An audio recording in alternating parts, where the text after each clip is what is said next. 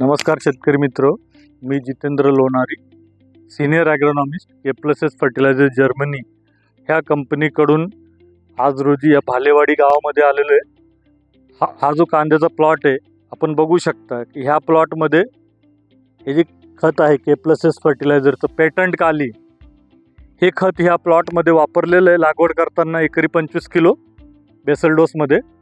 तर त्याचा परिणाम आपण बघू शकता की कांद्याची जी पात आहे ही अतिशय हिरवी पात आहे आणि कुठलाही कांद्यावर आज रोजी रोग दिसत नाही आहे आणि खाली जी कांद्याची पोषण आहे ती व्यवस्थित चालू आहे। साईजही त्याला अतिशय चांगल्या पद्धतीने मिळते।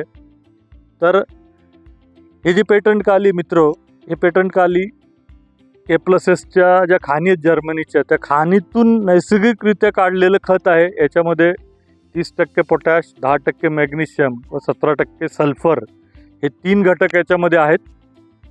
याचा जो pH आहे तो pH न्यूट्रल pH आहे, म्हणजे 7 pH असलेलं खत आहे। कुठल्याही प्रकारच्या जमिनीमध्ये हे चालू शकतं, कुठल्याही पिकाला आपण याचा वापर करू शकतो। त्याच्यानंतर हे जे खत आहे, हे खत टाकल्यामुळं कांद्यामध्ये काय आपल्याला फरक दिसून येईल, तर कांद्यामध्ये वजन, साईज, क्वालिटी ज्याला म्हणतो आपण, ती क्वालिटी आपल्याला निश्चितच बघायला मिळेल। धन्यवाद।